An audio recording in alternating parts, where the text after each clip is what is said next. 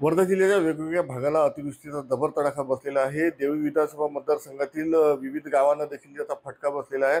आपल्यासोबत देवळी विधानसभा मतदारसंघाचे आमदार राजेशभाऊ बकाने आहेत. भाऊ, मोठ्या प्रमाणात अतिवृष्टी झाली, मोठं नुकसान झालेलं आहे. या देवळी तालुक्यामध्ये साधारण अनेक गावांमध्ये अतिवृष्टीचा फटका बसलेला आहे.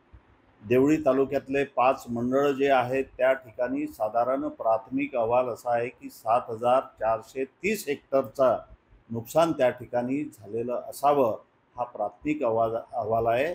आणि या 100 गावामध्ये जो अतिवृष्टीचा फटका बसला त्या फटक्यामुळे अनेक शेतकऱ्यांचं या ठिकाणी नुकसानसुद्धा झालेलं आहे.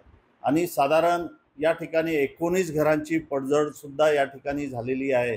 एका जणाचा मृत्यूसुद्धा या अतिवृष्टीमध्ये झालेला असून माझ्या देवळी बोलगाव मतदारसंघामध्ये वर्धा तालुका आणि हिंगणघाट तालुका हे दोन्ही तालुके येतात.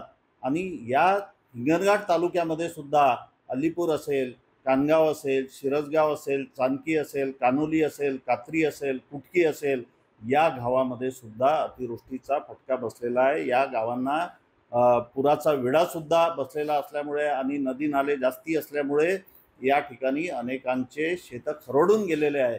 अशा ठिकाणी मी अधिकाऱ्यांना घेऊन गेलो आणि त्या ठिकाणी संयुक्त पंचनामे करण्याचे आदेशसुद्धा दिलेले आहे.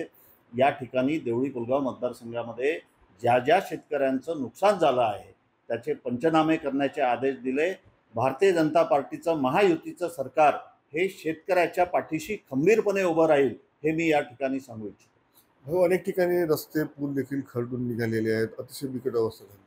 अनेक ठिकाणी साधारण हिंगणघाट तालुक्यामध्ये माझा मतदारसंघ जो येतो अलीपूर आणि कानगावमध्ये, आणि देवळी तालुक्यामध्ये काही ठिकाणी, आणि वर्धा तालुक्यामध्ये काही ठिकाणी सुद्धा अनेक रस्ते पाण्यामुळे बाधित झालेले आहे. अनेक पुलंसुद्धा क्षतिग्रस्त झालेले आहे.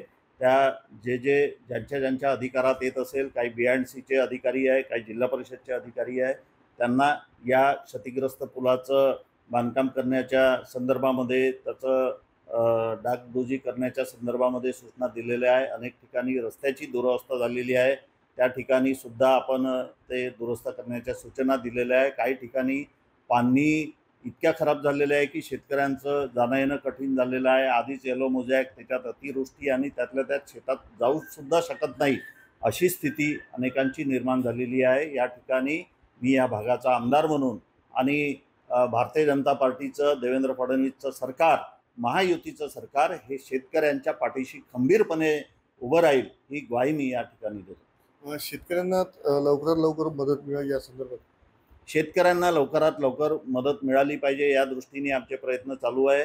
जून-जुलैमध्ये जी अतिवृष्टी झाली त्या अतिवृष्टीची नुकसान भरपाईचे पैसेसुद्धा आता आलेले आहे. आणि 12 सप्टेंबरला जो पाऊस पडलेला आहे त्याचेसुद्धा संयुक्त पंचनामे करून अहवाल सादर करण्याचे आदेश आपण दिलेले आहे. याच्या संदर्भात सुद्धा नुकसान भरपाई लवकरात लवकर मिळाली पाहिजे या दृष्टीने मी आमदार म्हणून या ठिकाणी प्रयत्न करेन.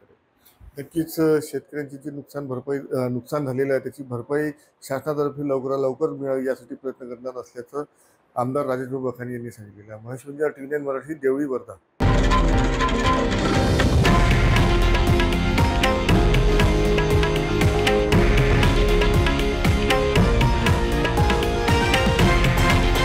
हे आहे देशातील नंबर 1 न्यूज नेटवर्क आणि आपण पाहत आहात TV9 मराठी, एकमेव.